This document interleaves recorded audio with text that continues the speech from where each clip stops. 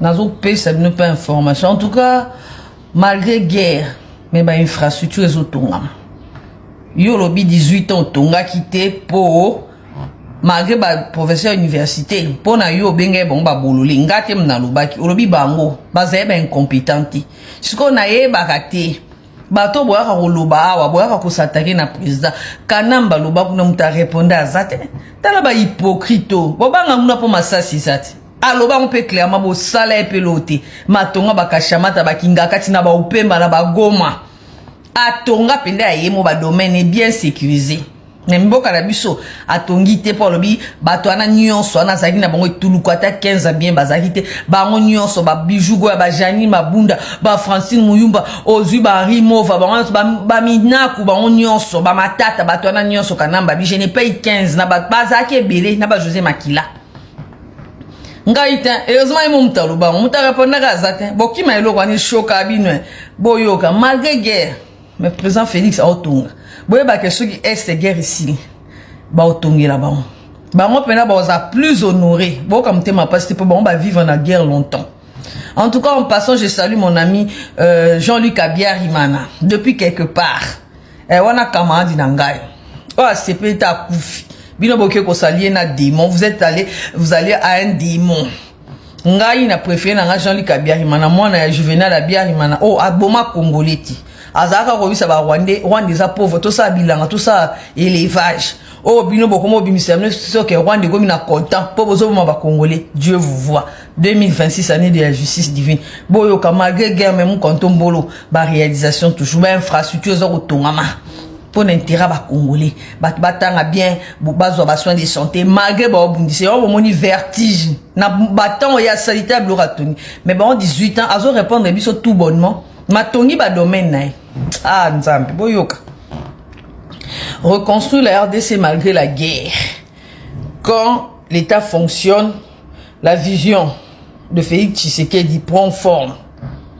L'état responsable ne gouverne pas dans l'improvisation. Il planifie, priorise, construit et projette l'avenir. Même dans l'adversité,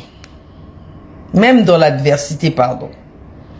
C'est précisément cette démarche institutionnelle que le président Félix Tshisekedi s'emploie à respecter depuis son accession au pouvoir. Malgré la guerre injustement imposée à la République démocratique du Congo par le Rwanda, à l'Est, la vision présidentielle reste claire. Le pays doit continuer à s'y bâtir, n'est-ce pas? Gouverner, ce n'est pas attendre la fin de crise pour agir, c'est assurer la continuité de l'État. Des universités sorties de l'abandon vers des standards internationaux, dans l'espace Kasaï, la transformation est saisissante. Des universités qui ressemblaient autrefois à des habitations très modestes, sans équipement ni dignité académique, laissent aujourd'hui la place à des bâtiments modernes, fonctionnels et conformes aux standards internationaux. Dans la province du Kasaï oriental, précisément en Mbujimayi,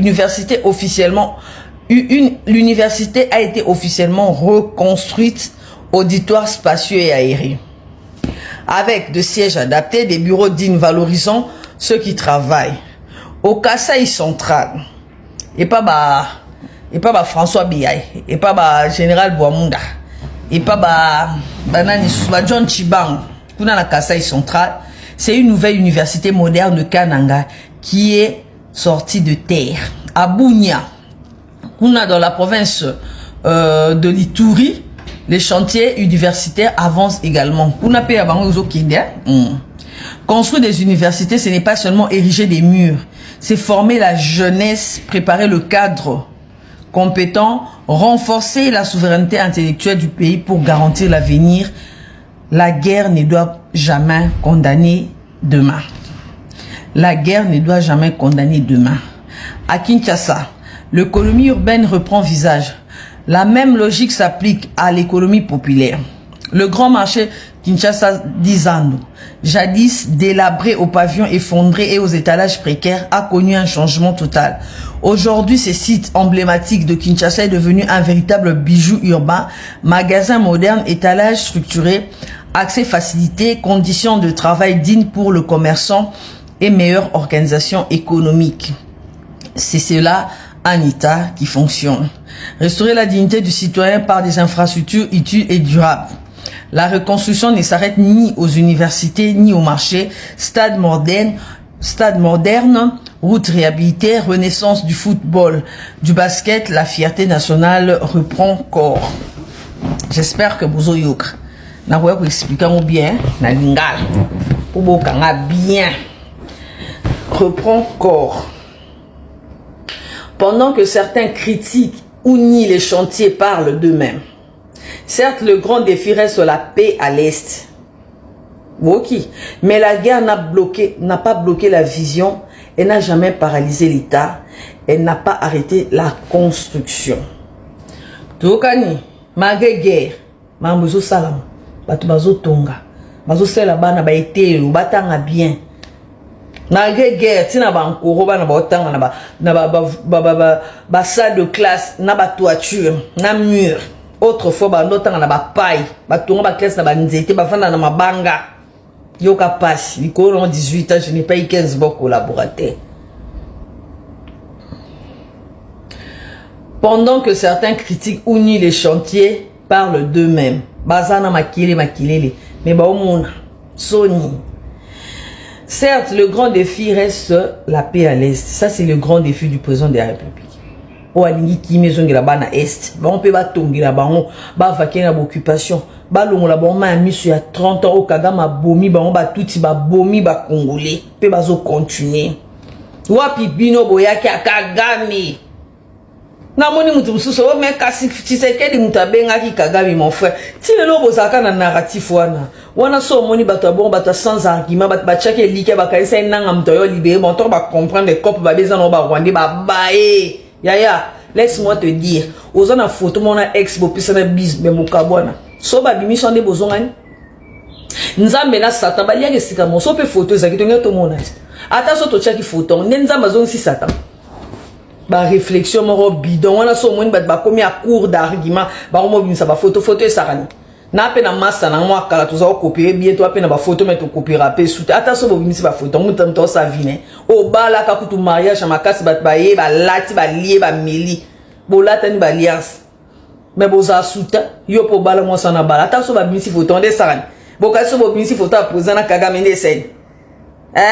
Fachi kuta kende pa Kagame na moya abata mate. Ayesa moi. Pas zoé makolo. Bien que facha bene makolo. Bon bino bano kota Kagame na butu peuple yebite bo ke sa ba ko na mlili. Bona shoka kabino. Bona bo tumbola ngatoni. Na esa no tonke biso batamaile tozawa to linto funga kongole miso. Kana bazo kota Kagame na butu. Papa mbalo dans la vidéo moi ya papa mbana. Cheba signer na vidéo ya papa. Mais pour papa mbala ke kuna na ovira. Ba ngomba na bakote. Ba ndo ya ko zo ba minéré bazo zo papa mbala di. Yo ko muna ba kotisa keto. Ba to na baza bat mo solo bilikam ko zano na bangote. C'est un bazara peu puissant. Le nom va déployer, on a estimé 2026 à la justice en Zambie. Dieu sait ce qu'il est en train de faire. La RDC avance pas à pas avec la méthode malgré les tempêtes. Le combat pour la paix continue, la reconstruction aussi. Regardons le Congo d'aujourd'hui, pas celui d'hier. Il a choisi de bâtir plutôt de renoncer. Merci Fachi Biton. Merci au président de la République. Na sabo la binoire. Ba professeur d'université. Un illettré venu avec des bottes en caoutchouc.